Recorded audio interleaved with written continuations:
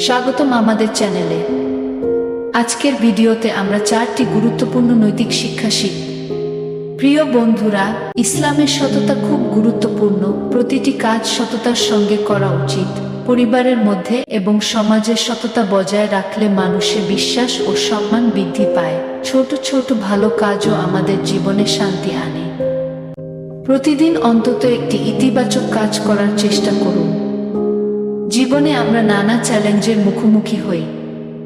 ইসলামে ধৈর্য এবং সহনশীলতা শেখানো হয়েছে। কঠিন পরিস্থিতিতেও ধৈর্য ধরে কাজ করলে আল্লাহ আমাদের সাহায্য করেন।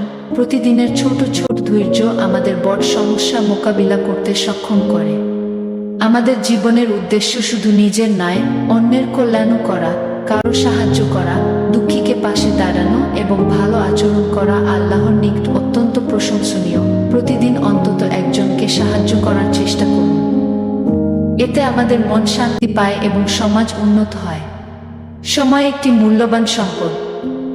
আমরা জানি না কাল কি হবে। প্রতিটি মুহূর্ত কাজে লাগানো উচিত।